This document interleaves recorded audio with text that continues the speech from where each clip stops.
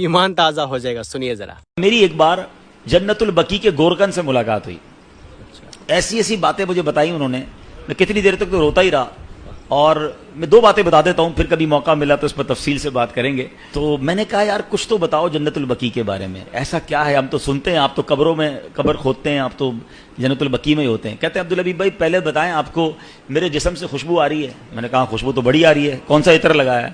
کہتے ہیں واللہ میں نے کوئی عطر نہیں لگایا, یہ بقیع کی خوشبو ہے, جنت البقیع کی مٹی کی خوشبو ہے.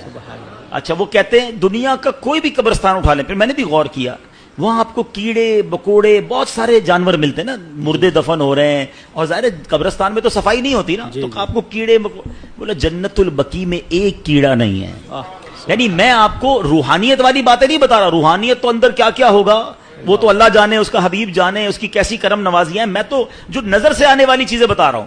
کہتا ہم جب قبر کھودتے ہیں نا عبدالحبیب بھائی, کئی بار ایسا ہوا کہ قبر کھودتے کھودتے ایسی ٹھنڈی ہوا آتی ہے کہ میں قبر کے اندر لیٹ کے خود ہی سو جاتا ہوں. کبھی گورکن کو قبر میں سوتے دیکھا ہے, کہتا ہے ایسی ٹھنڈی ہوا ہوتی ہے, میں سکون اتنا ہوتا ہے, میں کام کرتے کرتے ادھر ہی لیٹ جاتا ہوں قبر کے اندر, نیند بھی آ جاتی ہے. میں نے تو اس کے ہاتھ چومے اور کہا آپ ہی دعا کر دیں کہ ہمیں جنت البقیع نصیب ہو جائے.